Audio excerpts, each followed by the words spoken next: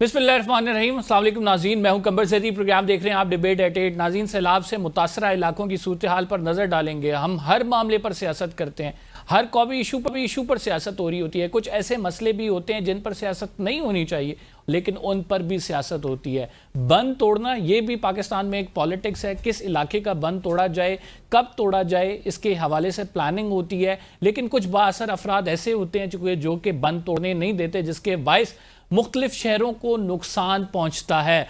आज इस पर ही डिस्कस करेंगे। पंजाब हुकूमत के पास जो है महकमा मौसमियात की जानिब से अलर्ट्स मौजूद थे, भारत आबी जारियत कर सकता है, इसके हवाले से भी पहले इतला थी। लेकिन हुकूमत की अप्रोच जो है वो हमें रिएक्टिव नज़र आ रही है, प्रोएक्टिव अप्रोच के बजाय। इसकी वजूहात क्या हैं? क्यों हुकूमत जो है जब किसी हमें डिज़ास्टर का सामना हो तभी मुतहर्रिक नज़र आती है, तभी वहाँ पे वुज़रा पहुँचते हैं? इससे कबल पहले ही प्रिकॉशनरी मेजर्स क्यों नहीं लिए जा सकते? इसी पे सब पे बात करेंगे। हमारे साथ स्टूडियो में मौजूद हैं हाफिज़ हमदुल्ला साहब, सीनियर रहनुमा हैं जमीयत इस्लाम के। हमें ज्वाइन किया दानियाल अजीज़ साहब ने, सीनियर रहनुमा हैं। आप बहुत दोनों मौजूद मेहमान ग्रामी का बहुत शुक्रिया। स्टार्टिंग फ्रॉम यू हाफिज़ साहब, हम डैम्स पर सियासत करते हैं, हम वाटर रिजर्वायर्स पर सियासत करते हैं। अलर्ट्स पहले से जारी थे, पता था भारत ने पानी भेजना था। क्या समझते हैं, क्या तैयारी थी हमारी? क्यों हमारी हमेशा से रिएक्टिव अप्रोच रही है बजाय कि हमारी प्रोएक्टिव अप्रोच हो? बिस्मिल्लाहिर्रहमानिर्रहीम, बहुत शुक्रिया। देखिए, बदकिस्मती से हमारे मुल्क में हमेशा हम हादसात का इंतज़ार करते हैं। हादसात से पहले हम मनसूबा बंदी नहीं करते। यही बदकिस्मती है। 78 साल से ये आज का नहीं है, न एक दहाई का न दो दहाई का, बल्कि 78 साल से ये सिलसिला चला आ रहा है। क्या 2022 में सैलाब नहीं आया, तूफ़ानी बारिशें नहीं हुई? पूरा एरिया बलूचिस्तान को आप देखिए, सिंध में भी यही सूरत हाल थी। हमने उसके लिए क्या किया? अभी तक वो लोग जिनके साथ वादा किया गया था कि हमने आपको दोबारा आपकी ज़िंदगियों को, आपकी ज़िंदगी की ज़रूरियात को, आपके घर आबाद करने के हवाले से दोबारा ये तमाम चीज़ें ज़िंदगी की बहाल करेंगे, लेकिन कुछ भी नहीं मिला। एक बात। दूसरी बात यह है, जैसे कि आपने फरमाया कि जब आपको बताया गया था कि ये चीज़ें होने वाली है, या भारत की तरफ से आबी दहशत गर्दी की सूरत में, या एक आसमानी आफत, एक आसमानी मुसीबत नाज़िल, ये सारी चीज़ें महकमा मौसमियात की तरफ से आपको तंबीह दी गई थी, आपकी तवज्जो उसकी तरफ मबज़ूल कराई थी। लेकिन अब रियासत और हुकूमत की ज़िम्मेदारी क्या थी? क्या उनकी ज़िम्मेदारी ये थी जो अभी ये कर रहे हैं? नहीं, उनकी ज़िम्मेदारी ये थी कि वो वक्त से पहले उसके लिए मनसूबा बंदी करें। अगर सैलाब आने वाला है या ये तूफ़ानी बारिशें हैं, ये मुसीबतें आन पड़ रही है, तो हमने अपने शहरियों को, अपने बासियों को कैसे बचाना है और कहाँ कहाँ उनको रखना है, और फिर उसका इज़ाला जो नुकसानात होगा उसका कैसे करना है। लेकिन सबसे पहले जो बचाने का एक तरीका था वो भी हम न कर सके। तो इसका मतलब ये है कि हमारा मकसद न लोगों की ज़िंदगी से है, न हमारे मकसद मुल्क से है, न मुल्क की शहरियों से है। यानी एक तरफ आप उनको महंगाई की तलवार से ज़बह करते हैं, दूसरी तरफ बेरोज़गारी की तलवार से ज़बह करते हैं। आप ख़ुद देखिए कि महंगाई की शरह-ए-फीसद कहाँ तक पहुँची है, बेरोज़गारी की शरह-ए-फीसद कहाँ तक पहुँची है, गुरबत की शरह 50% से अब हो चुकी है। ये चीज़ें तो आप हल ना कर सकें, लेकिन कर्ज़े आप देखिए, आपकी कर्ज़े तकरीबन 94,000 अरब रुपये, 174, इतना आपका कर्ज़ा बढ़ चुका है। सिर्फ एक साल में 11,000 अरब रुपये हम कर्ज़े ले चुके हैं। 11,235 अरब रुपये कर्ज़े लेने में हम बहुत आगे माहिर है, बहुत आगे हैं, बहुत एडवांस है कर्ज़े लेने में। ख़र्च करने में भी बहुत एडवांस है, आयाशी करने में भी बहुत एडवांस, जनरेट करने में हम तनख्वाह में इजाफ़ा करने में भी बहुत माहिर है। हाँ, और बैरूनी क़ुव्वतों और अंदरूनी ताकतों के इशारों पर कानून साजी में भी हम बहुत बड़े माहिर हैं। ख्वाह उस कानून साजी से मैं ज़बह हो रहा हूँ, या दानियाल साहब ज़बह हो रहे हैं, या मीडिया वालों पर कदगन लगाई जा रही है, इन चीज़ों में हम एडवांस है। लेकिन जब सहूलत आएगी, हुकूमत का काम क्या है, रियासत का काम क्या है? अगर आपने वाकई अवामी मैंडेट आपके पास है, आपने लोगों को कौन सी सहूलत दी है?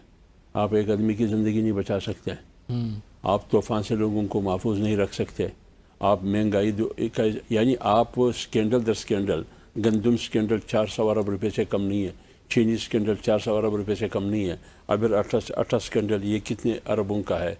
تو اس کے علاوہ اس ملک میں اور ہے کیا؟ آپ مجھے بتائیں اس حکومت نے یا اس سے گزشتہ حکومت نے.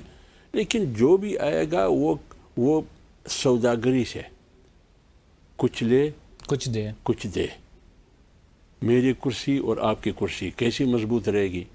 میری کرسی مضبوطی آپ کی کرسی کی بقا میں ہے اور آپ کی کرسی کی بقا میری کرسی کی بقا میں ہے.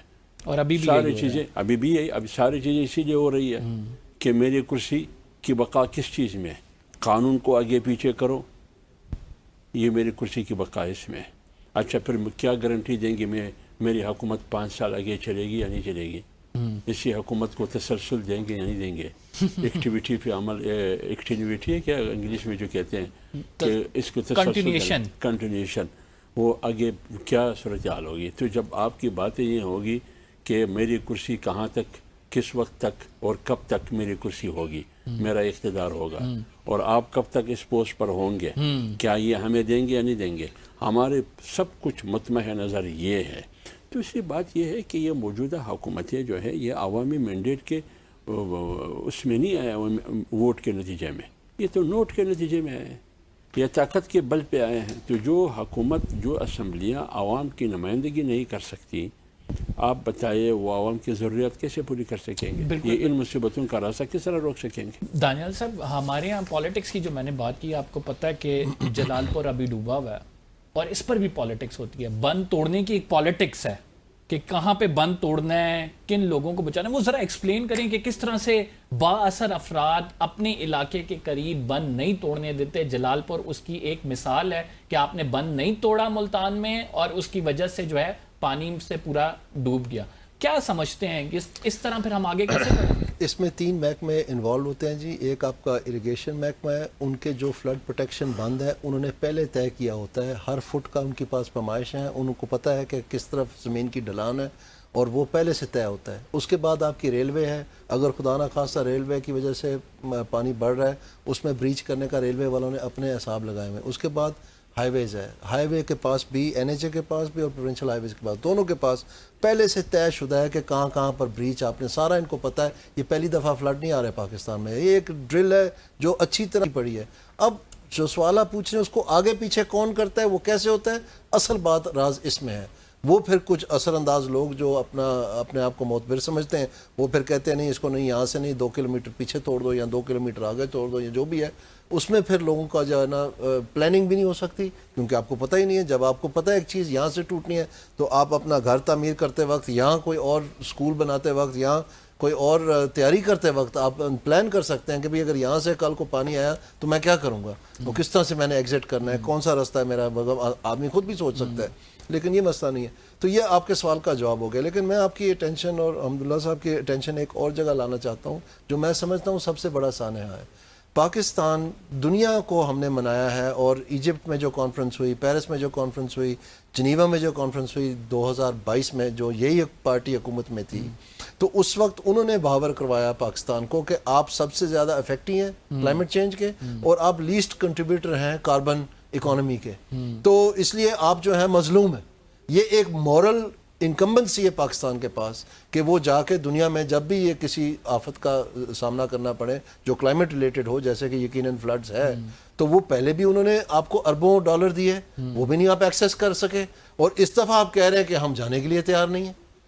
یہ لاجک جو ہے کہ ہم کیوں نہیں جاتے. دیکھیں ہم ایک معاشی بحران میں ہیں. آپ نے میرے بھائی کی بات سن لی، انہوں نے سب بتایا آپ کو، پاورٹی کا، انفلیشن کا، ان امپلائمنٹ کا، بے روزگاری، مہنگائی، یہ سطح غربت سے نیچے کتنے 45% سے زیادہ لوگ چلے گئے ہیں.